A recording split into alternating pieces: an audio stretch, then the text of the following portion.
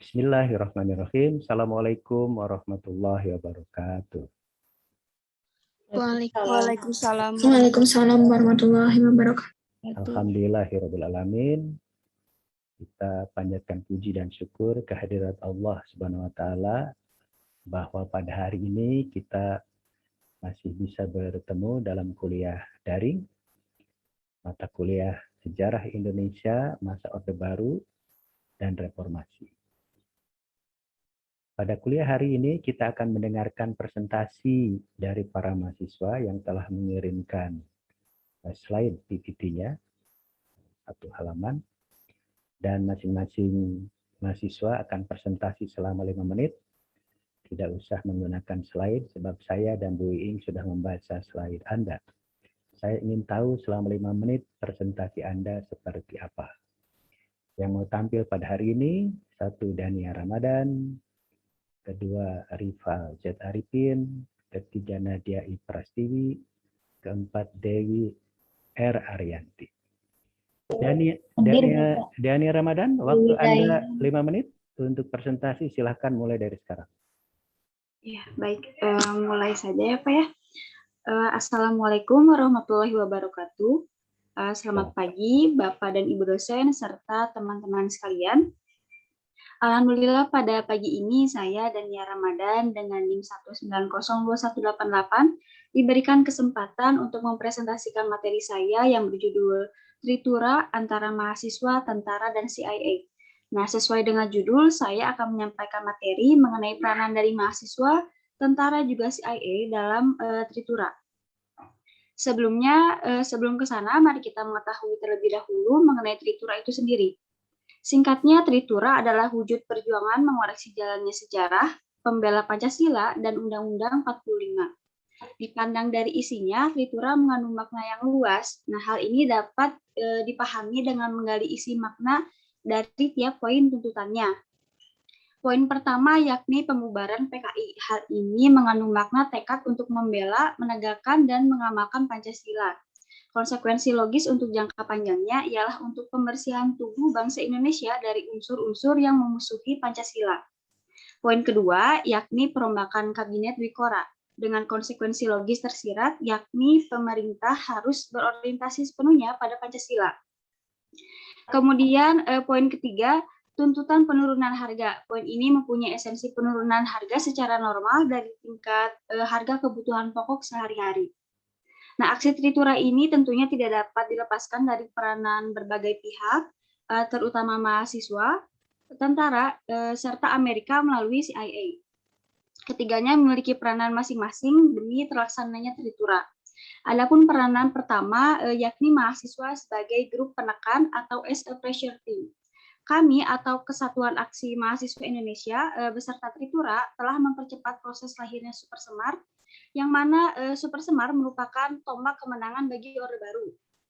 Pergerakan kami sebagai usaha untuk melengsarkan pemerintahan Presiden Soekarno dilakukan dengan berbagai cara seperti kampanye anti Presiden Soekarno yang tampil secara terang-terangan pada tanggal 17 Agustus tahun 66, kemudian tindakan mogok kuliah pada tanggal 2 Februari hingga 10 Februari tahun 1966, lalu pada bulan September 1966, serangan terhadap Presiden Soekarno diteruskan dengan menggunakan fakta-fakta menurut kami yang didapat dari proses pengusutan Yusuf Muda Dalam, bekas Menteri Bank Sentral. Dan pada tanggal 30 November 1966, KAPI kembali melakukan demonstrasi ke DPR dengan tuntutan yang sama seperti demonstrasi sebelumnya. Terakhir, tanggal 20 Desember tahun 1966, kami, KAPI, KAWI, KASI, Kaji Jaya, serta Laskar Ampera Arif Rahman Hakim atau ARH, menyampaikan fakta politik kepada MA mengenai keterlibatan Presiden Soekarno dalam peristiwa G30S. Kemudian, yang kedua adalah peranan tentara sebagai tim atau grup utama, atau as a main team. Militer merupakan salah satu kunci dalam dinamika politik di Indonesia, sebab militer merupakan alat hidup suatu negara sehingga militer menjadi pengendali situasi apabila terjadi kekisruhan dan rapuhnya struktur politik. Terdapat dua pandangan mengenai tercetusnya peristiwa ini. Pertama, yakni disebabkan oleh faktor internal TNI itu sendiri, yang kemudian militer dianggap sebagai kelas kepentingan. Lalu pandangan kedua yang melihat peristiwa ini diakibatkan oleh struktur politik dan institusional masyarakatnya. Raylan dalam bukunya menyatakan bahwa Angkatan 66 anti partai politik, tapi pro Angkatan Darat dan sifatnya seperti kakak adik. Kerjasama dengan mahasiswa itu sangat berguna bagi tentara yang tidak bisa mengkritik apalagi menentang atasannya sendiri, yaitu Presiden Soekarno. Terdapat kutipan dalam bukunya yang berbunyi, mereka memang dipakai atau barangkali diperalat oleh kakaknya yang militer itu. Dan terakhir adalah peranan CIA sebagai tim pendukung atau as a support team.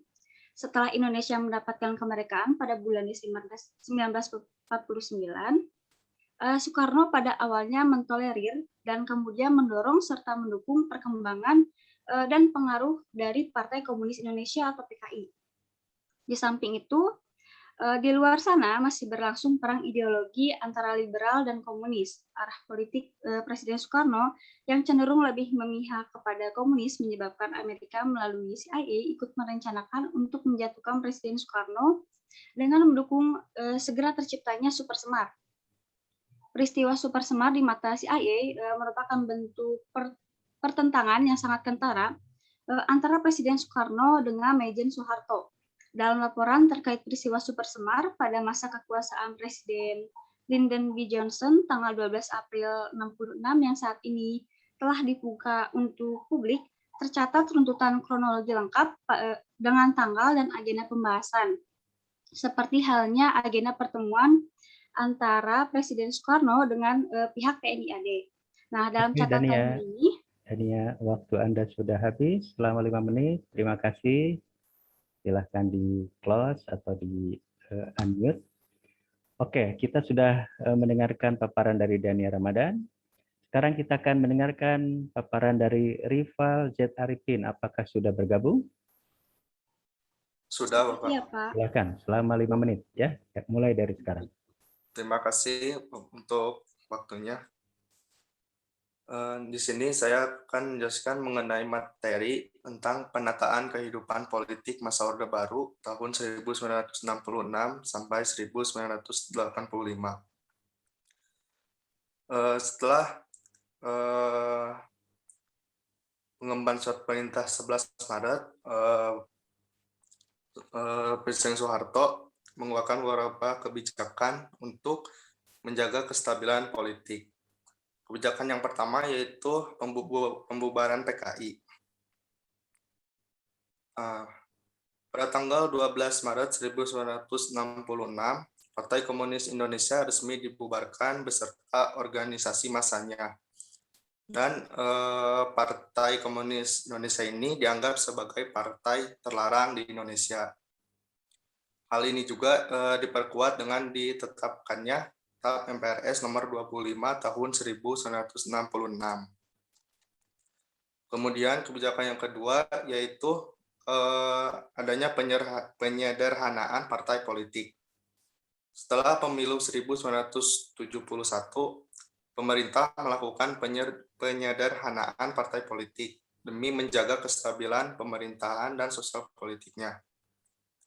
Penyederhanaan tersebut menghasilkan 3 kekuatan partai politik, yaitu yang pertama Partai Persatuan Pembangunan atau P3, yang merupakan gabungan dari NU, Parmusi, PSII, dan Partai Islam Perti. Kemudian yang kedua yaitu Partai Demokrasi Indonesia atau PDI, yang merupakan gabungan dari PNI, Partai Katolik, Partai Murba, dan Parkindo. Kemudian yang terakhir yaitu Golongan Karya atau Golkar. Kebijakan yang ketiga yaitu mengadakan pemilihan umum.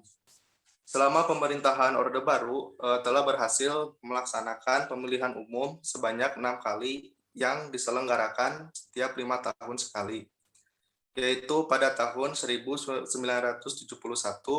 1977, 1982,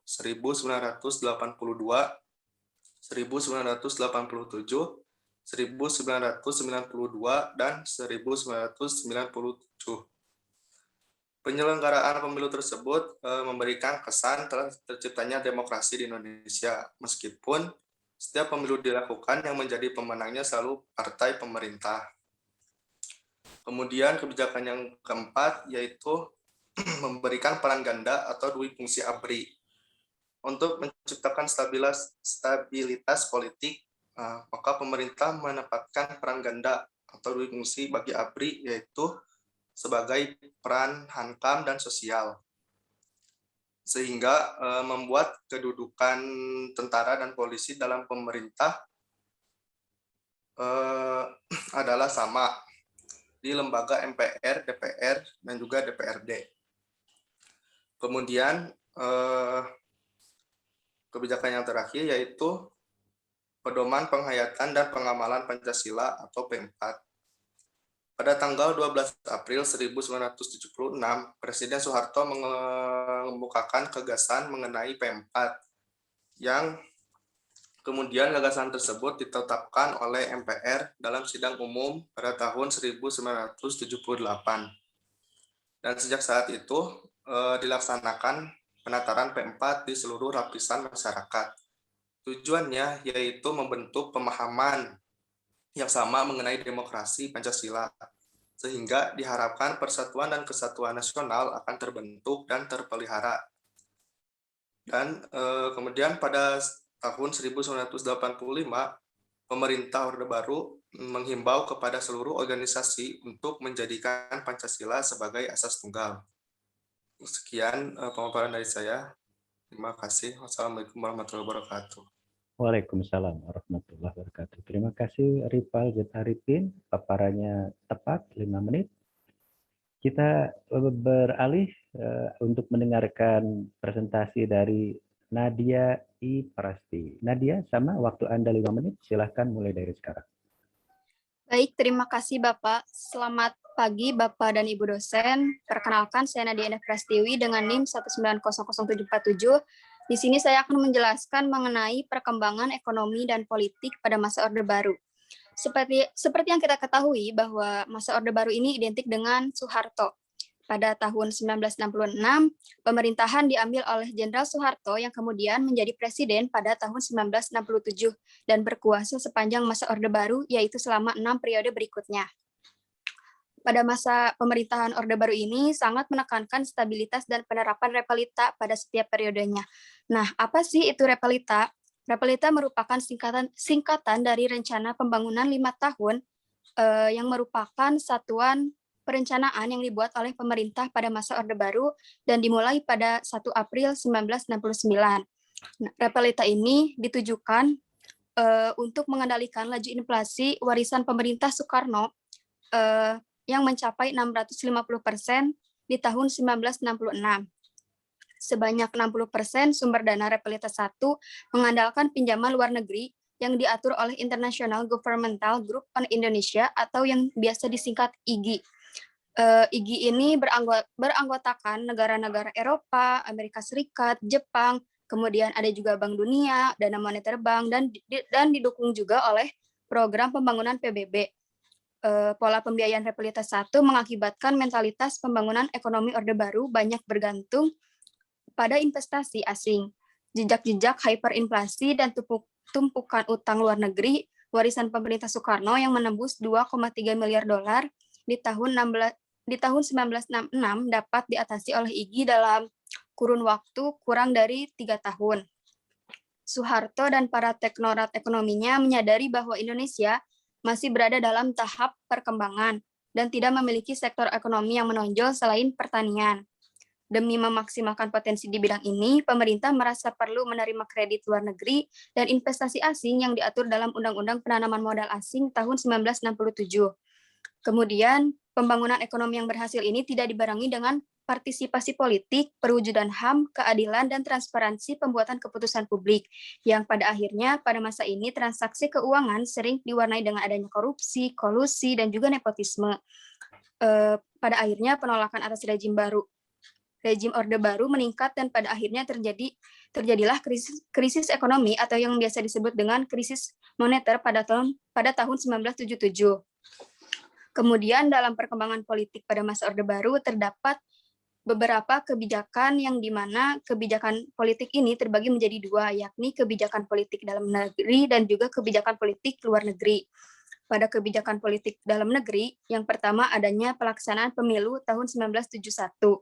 Pemilu yang sudah diatur melalui SI-MPR 1967 yang menetapkan pemilu akan dilaksanakan pada tahun 1971 ini berbeda dengan pemilu tahun 1955. Pada pemilu ini, para pejabat pemerintah hanya berpihak pada salah satu peserta pemilu, yaitu Golkar. Oleh sebab itu, Golkar inilah yang selalu memenangkan pemilu di tahun selanjutnya. Kemudian yang kedua ada penyederhanaan partai politik. Penyederhanaan partai politik ini terbagi menjadi dua partai dan satu golongan karya. Yang pertama ada Partai Persatuan Pembangunan yang merupakan gabungan dari NU, Parmusi, Perti, dan juga PSII.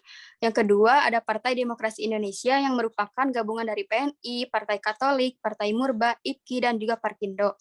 Yang ketiga adanya golongan karya atau Golkar. Kemudian yang ketiga ada Dwi Fungsi ABRI. Nah, Dwi Fungsi ABRI ini berperan ganda sebagai kekuatan pertahanan keamanan dan sebagai kekuatan sosial politik. Sebagai kekuatan sosial politik, ABRI diarahkan untuk mampu berperan secara aktif dalam pembangunan nasional. ABRI juga memiliki wakil dalam MPR yang dikenal sebagai fraksi ABRI, sehingga kedudukannya pada masa Orde Baru sangat dominan.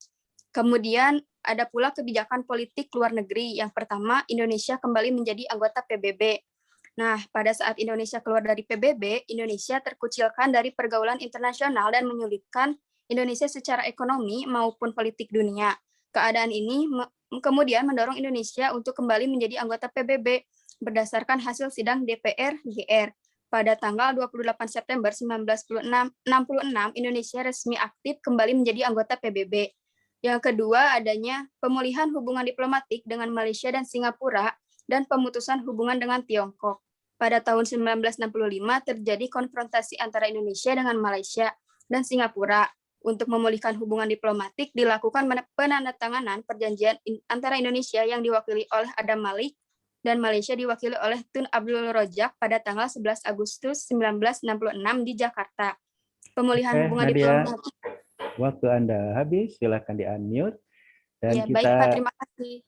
beralih akan mendengarkan paparan terakhir, presentasi terakhir dari Dewi R. Arianti. Dewi, silakan waktunya 5 menit, sama mulai dari sekarang.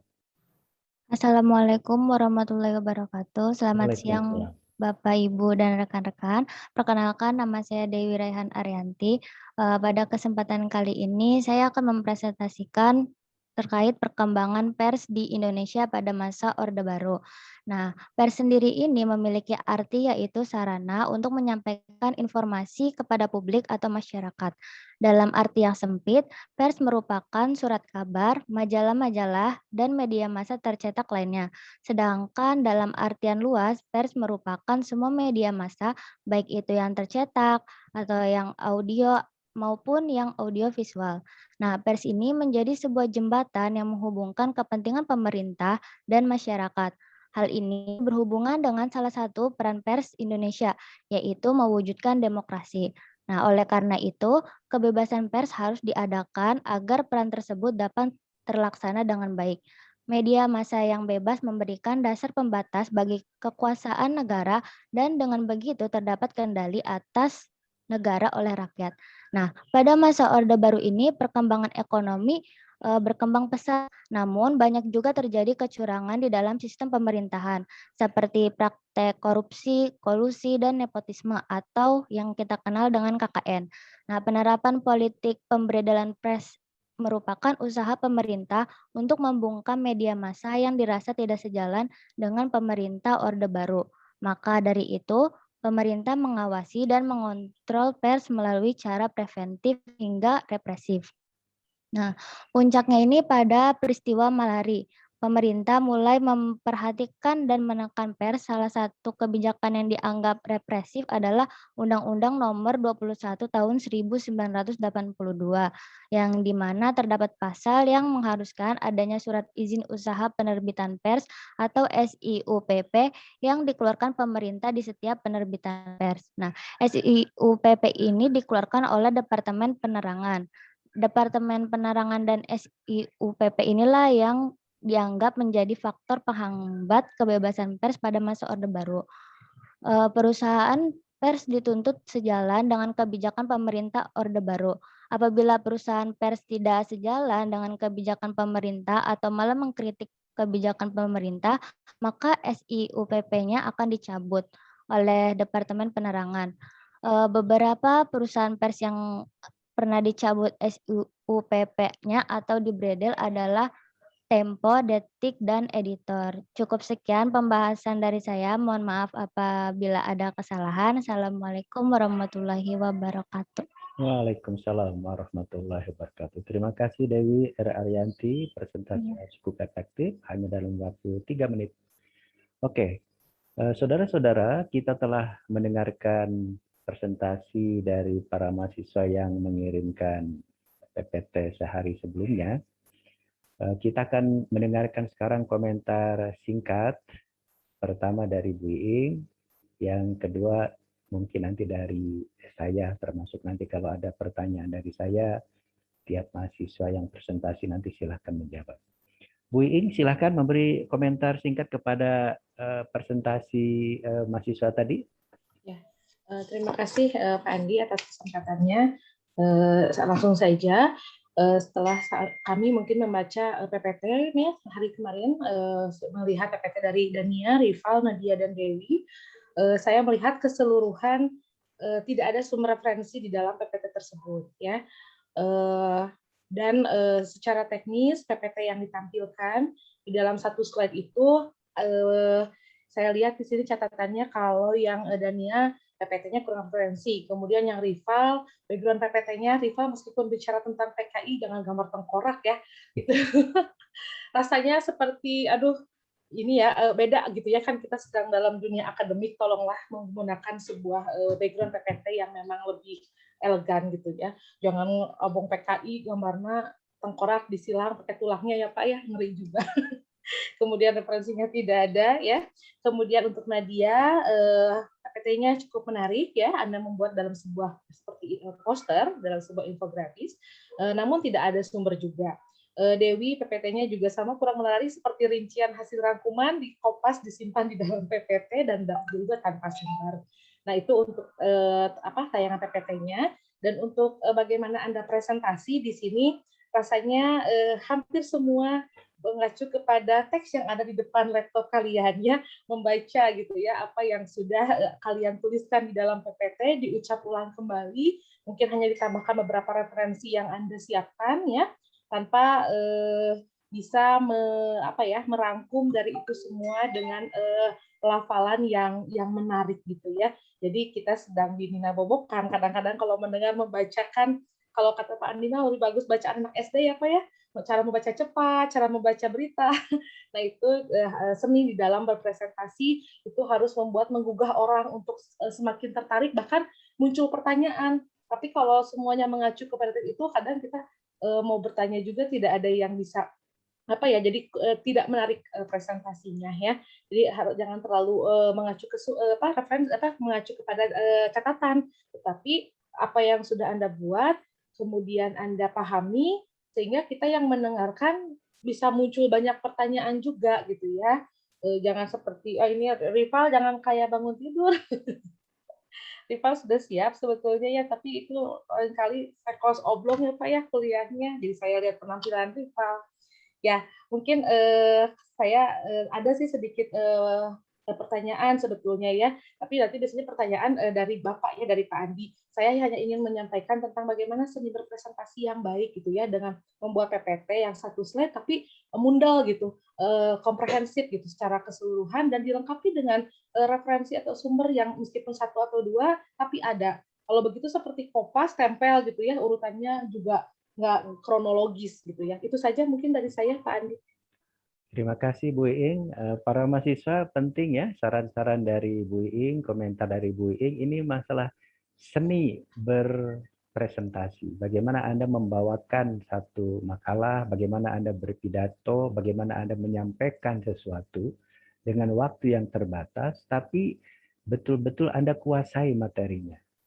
Jadi jangan membaca. Kalau membaca, tadi kata Bu Iing, anak SD berdeklamasi lebih cantik ya. Jadi coba Dengan judul yang telah Anda pilih sendiri, dengan PPT yang telah Anda buat, itu seharusnya Anda paham apa yang mau Anda sampaikan.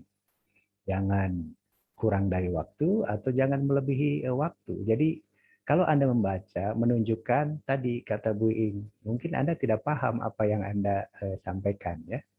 Jadi penting seni berkomunikasi, lebih-lebih Anda calon guru ya. Guru itu harus performanya menarik. Nah, tadi Bu Ik menyoroti juga masalah penampilan Anda ya. Penting ya. Guru itu digugu dan ditiru. Jadi kalau penampilannya rudin, pakai kaos oblong, nanti muridnya malah kan ada peribahasa guru kencing berdiri, murid mengencingi guru kan gitu akhirnya.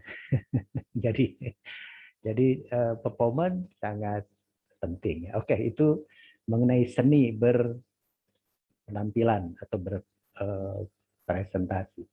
Saya sekarang ingin memberikan komentar terkait dengan isi yang disampaikan, ya, materi yang disampaikan, dan ini akan ada 1-2 pertanyaan dan silakan Anda jawab secara ringkas juga ya.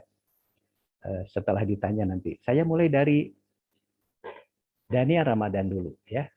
Jadi Anda mestinya paham bahwa mengapa kami berdemonstrasi, mengapa kami mendapat dukungan dari Angkatan Darat, mengapa kami itu Kesatuan Aksi Mahasiswa ya di Indonesia mendapat dukungan dari Amerika Serikat. Anda harusnya menjelaskan tentang situasi politik menjelang atau sesudah tahun 1965, 30 September 1965. Apa yang sering saya katakan pada awal perkuliahan, the triangle struggle. Pertarungan segitiga. Masing-masing punya pendukungnya. Jadi kalau Angkatan Darat jelas didukung oleh umat Islam, oleh mahasiswa yang anti komunis, oleh Amerika Serikat, oleh Inggris.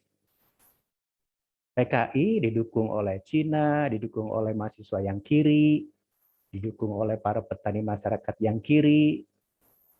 Jadi itu yang harus Anda pahami. Ya. Soekarno tentu didukung oleh para pendukung yang Soekarnois.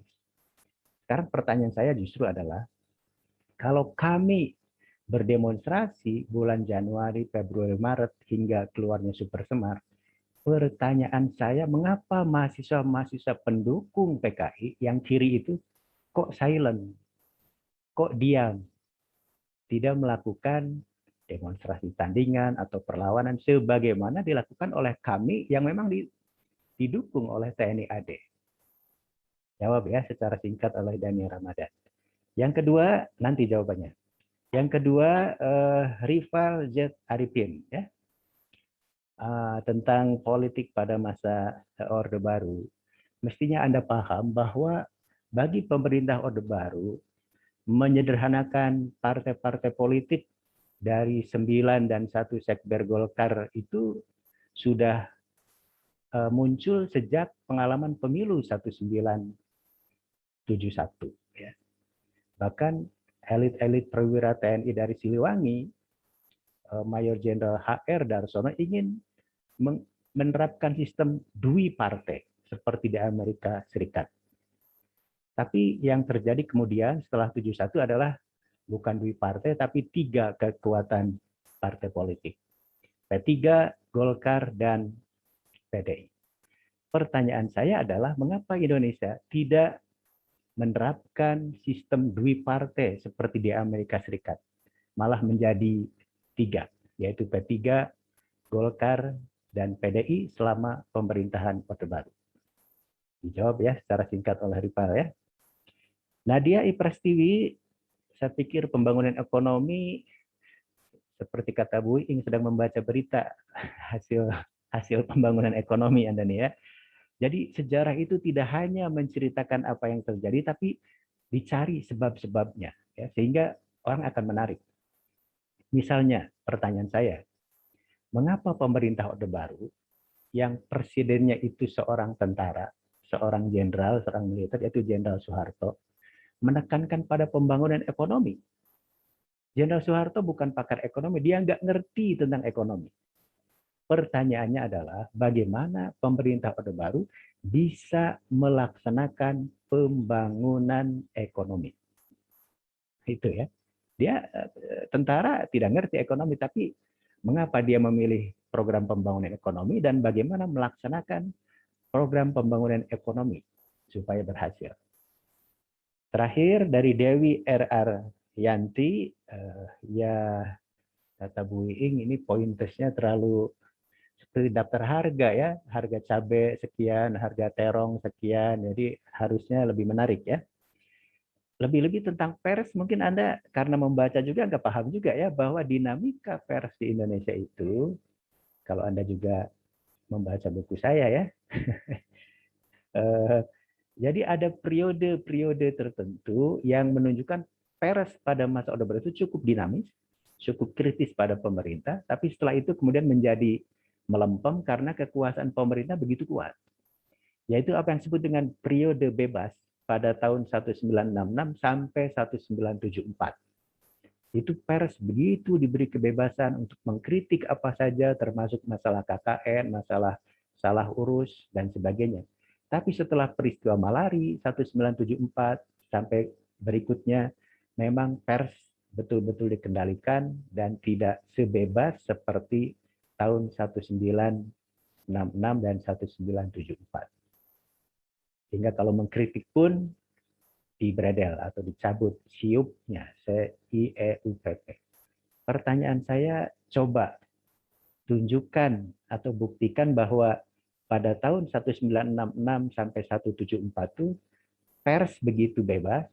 Tunjukkan contoh-contoh pers atau surat kabar yang mengalami kebebasan pada kurun waktu 1966 sampai 1974 tersebut.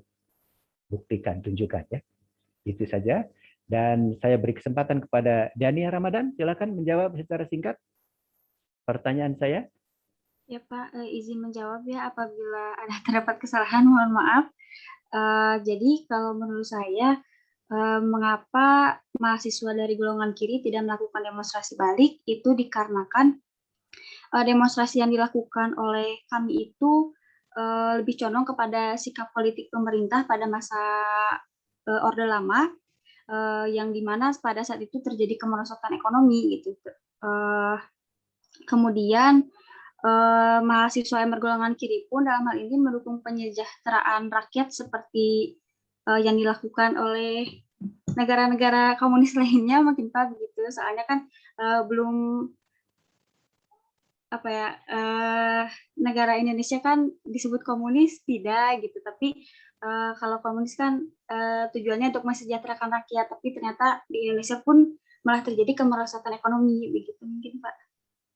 Iya, Dania Ramadan harus masih banyak baca buku ya. Jadi kata Bu Iing tadi betul, memang referensinya harus dicari, harus supaya bisa menjawab pertanyaan saya dan bisa menjawab nanti menganalisis judul Anda ya. Jadi jangan Orde Baru banget perspektifnya ya. Jadi kita harus berimbang saja supaya orang paham mengapa kok kami didukung oleh Angkatan Darat dan Amerika Serikat begitu kuat, sementara organisasi kiri juga kuat kan, didukung oleh Soekarno, didukung oleh PKI. Jadi jawaban Anda masih belum kena ya. Cari lagi buku yang tentang demonstrasi mahasiswa tahun 66 dan seterusnya. Oke. Baik Bapak, terima kasih masukannya. Rival, silakan menjawab pertanyaan saya. Baik Bapak. Pertanyaannya itu mengapa Indonesia tidak menggunakan bipartai dan lebih menggunakan 3 partai itu. Menurut saya karena pada waktu itu pemerintahan Soeharto ingin menstabilkan politik di Indonesia. Nah, karena partai-partai tersebut disamakan programnya. Dari program partai tersebut tuh apa ya, dicari persamaannya itu Pak.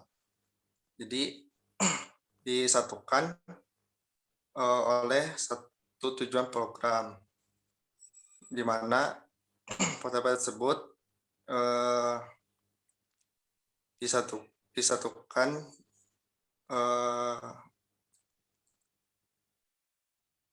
dari partai-partai Islam dan juga partai yang berhaluan nasionalis, dan ditambah oleh satu golongan karya. Oke, Ripa, terima kasih. Masih harus banyak baca buku ya, sistem politik Orde Baru. Jadi dari jawabannya masih ngambang, masih ke mana-mana. Coba nanti analisisnya harus betul-betul bisa menjawab pertanyaan saya. Penting itu ya, dari menginginkan sistem politik di partai seperti Amerika Serikat, tapi akhirnya pemerintah memilih 3 kekuatan politik, bukan 2. Nadia Iprestiwi, ada yang ingin dikomentari? Silahkan. Iya, Bapak izin menjawab pertanyaan dari Bapak yang mengapa bukan Pak Soeharto gitu yang melakukan pembangunan ekonomi tersebut. Jadi Pak, walaupun Pak Soeharto ini bukan dari kalangan ekonomi atau yang mengerti hal tentang ekonomi, tapi karena memang ada pada dirinya, dia ingin memperbaiki apa yang telah diwariskan oleh pemerintah, oleh Soekarno, yang menekankan yang sebelum apa sih yang diwariskan oleh Pak Soekarno. Terus dalam menghadapi tingginya inflasi dan menggerakkan kembali roda perekonomian, pemerintah ini menyusun rencana program stabilisasi ekonomi komprehensif yang diberi nama paket kebijakan stabilisasi dan rehabilitasi ekonomi. Oke, Nadia, terima kasih. Jawabannya masih kemana-mana. Baca buku ya, lebih banyak lagi ya. Jadi nggak benar Soeharto meneruskan programnya Soekarno ya. Jadi justru karena Soekarno itu lebih menekankan pada pembangunan politik, pemerintah Orde Baru ingin kepada pembangunan ekonomi. Gimana pembangunan ekonomi bisa berjalan? Beda dengan Soekarno. Kalau Soekarno kepada profesor-profesor di perguruan tinggi yang pakar itu dia selalu menghina dan nggak mau kerjasama. Kalau Jenderal Soeharto, walaupun dia tidak pakar ekonomi, dia manfaatkan profesor-profesor yang ahli tentang ekonomi, lulusan Amerika Serikat dari UI, Universitas Indonesia, untuk merancang, melaksanakan pembangunan ekonomi. Itulah repelita demi repelita, itu pula hingga tahun 80-an, 90-an, sebab nanti tahun 90-an akan digunakan sekarang pakar-pakar sains dan teknologi untuk pembangunan ekonomi dari ITB, bukan lagi dari UI. Gitu ya, banyak baca buku lagi coba tentang pembangunan ekonomi pada masa Orde Baru supaya menjawabnya tidak kemana-mana ya. Terakhir Dewi Arianti mau menjawab, silakan. Iya Bapak. Iya Pak, mohon maaf kalau misalnya tadi pembahasannya agak kurang. Untuk buktinya ya Pak, saya pernah baca tuh Pak di salah satu ini website kayak gitu, kayak artikel gitu. Kalau apa ya, sebelumnya tuh media massa yang diberedel itu tuh kayak memberitakan tentang ini peristiwa malari gitu Pak. Terus juga katanya iya benar yang disebutkan oleh Bapak bahwa sebelumnya itu media massa diberikan kebebasan seperti itu. Nah, untuk apa namanya? Buktinya itu saya baru baca yang ini Pak, yang sebentar Pak. Oke Dewi, terima kasih. Saya pikir cukup ya jawabannya. Jadi memang itulah yang Bu Iing bilang, harus mungkin menyertakan sumber rujukan utama itu penting ya, supaya Anda membaca apa gitu.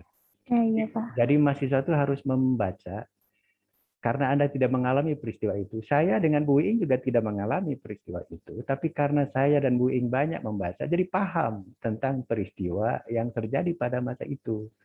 Jadi kalau Anda memilih topik, Anda kurang membaca, ya akhirnya tidak paham, sehingga ketika menyampaikan hanya dibacakan saja, atau ketika ada pertanyaan, ya akhirnya jawabannya kemana-mana. Ya. Jadi kalau Anda membaca buku saya saja misalnya jelas, dari tahun 1966 sampai 74 itu ada surat kabar yang kritis dan akhirnya diberedel seperti Mingguan Mahasiswa Indonesia di Bandung.